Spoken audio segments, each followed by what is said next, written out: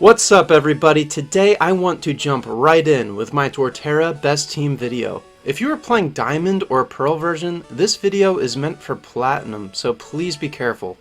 This guy is often overlooked by Infernape and Empoleon, but is honestly a really cool mon and a lot of fun to use.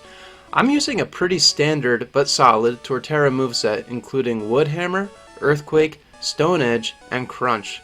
I personally really enjoy this set because Wood Hammer and Earthquake can absolutely nuke your opponent, and you have access to both of these moves as soon as Grotle evolves. You learn Earthquake on evolution and can get Wood Hammer with a Heart Scale in Pastoria City. Stone Edge was chosen here as my coverage move of choice for Ice and Flying types. You get this TM pretty late, so feel free to use either Rock Tomb or Rock Slide instead, but I do think Stone Edge is your best choice in this slot. Although this move has low accuracy and a lot of people hate it, you're almost never going to hit the flinch chance on Rock Slide since Torterra is slower than basically everything. Crunch is replaceable on Torterra if you'd like to run something like an HM move. However, this is actually very good here since a lot of Pokemon with the Levitate ability are Psychic or Ghost types. You'll often be able to use Crunch for super effective damage when you cannot reliably use Earthquake.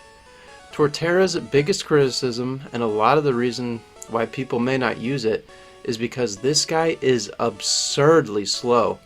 During my playthrough, I had picked up the Quick Claw item in Jubilife City and gave it to my Turtwig for the entire playthrough. This item gives a 20% chance for your Pokemon to move first each turn and pairs nicely with Torterra. Since the item is so accessible, I highly recommend doing the same. The Quick Claw had made a big difference quite a few times during my testing, and it felt really fun when it popped in clutch situations. The next Pokemon on the team is Staraptor. I know it's a bit of a boring pick, but this bird is on pretty much every Sinnoh team for good reason. It has the Intimidate ability, which is one of the best in the game, and it pairs nicely with Turtwig immediately. I thought about adding a different flyer, but Staraptor is the best answer to Gardenia, the grass gym leader, and Turtwig can't handle her team well on its own. I once again used a pretty standard set here of Return, Fly, Close Combat, and U-Turn. Primarily, we'll be clicking Return on Staraptor since that move can get crazy strong.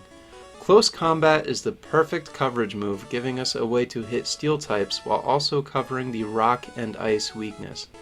U-Turn is super nice when paired with the Intimidate ability since you can use the ability then switch out for free. It will also provide some nice utility with some of the team members we haven't covered yet.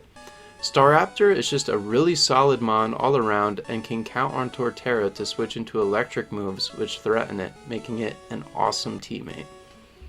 The next member of the team is Vaporeon. I had considered a lot of water types for this slot, but Vaporeon was really the only one other than Floatzel that resists ice.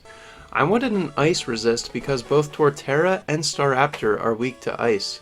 Floatzel can be used here just fine, but I thought that Vaporeon would be a better Surf HM user with a higher special attack than Floatzel.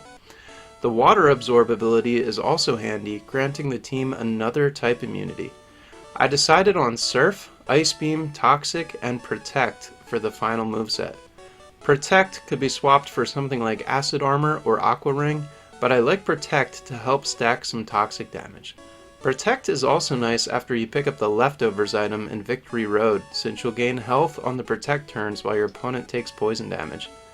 You can get an Eevee as a gift in Hearthome City by visiting the house next to the Pokemon Center, and you can get a Water Stone shortly after in the Solaceon Ruins. Every team needs a good water type, and Vaporeon, in my opinion, does the best job when paired with Torterra. Drapion is the next Pokemon we can encounter, and this might be the coolest build on the team.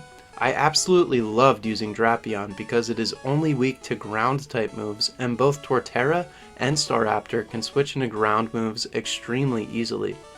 This moveset abuses Drapion's Sniper ability, so I'd recommend using that instead of the Battle Armor ability, which happens to also be quite good. Sniper gives Drapion a significant damage boost when it secures a critical hit. In Generation 4, the Sniper bonus makes moves do triple damage on a crit rather than double. To add to this, Drapion learns many high critical chance moves such as Night Slash and Cross Poison. Plus, we can give Drapion the Razor Fang held item to boost the critical ratio even more. When using a high crit rate move, Drapion will have a 25% chance to land a sniper boosted critical hit every turn. I chose the moveset Night Slash, Cross Poison, Ice Fang, and Swords Dance. Ice Fang is to cover the mentioned ground weakness, and Swords Dance is to boost our potential damage output even further. Drapion was so fun to use and scored a ton of critical hits during my testing. I highly recommend using this guy if you've never tried it out before. The next Pokemon on the team is the fan favorite Lucario. This Pokemon just makes a ton of sense on a Torterra team since Torterra is the only starter that does not share a typing with Lucario. Lucario also just so happens to be a phenomenal typing to destroy ice types for Torterra. I decided to build Lucario as a special attacker since the team already has strong physical attackers. Also, in Pokemon Platinum, it is extremely easy to get the Choice Specs item, which is perfect for Special Lucario. If you don't know how to get the Choice Specs, I'd recommend doing a quick Google search, but they're found easily in Celestic Town with the time set to morning. Choice Specs provide a huge 50% power boost, but you can only select one move per switch in. Fortunately, this actually pairs really nicely with Intimidate and U-Turn Staraptor for pivoting. I like the moveset Aura Sphere, Flash Cannon, Psychic, and Vacuum Wave. Aside from Stab, Aura Sphere, and Flash Cannon, Psychic is good so Lucario can defeat opposing fighting types which threaten it, with super effective damage.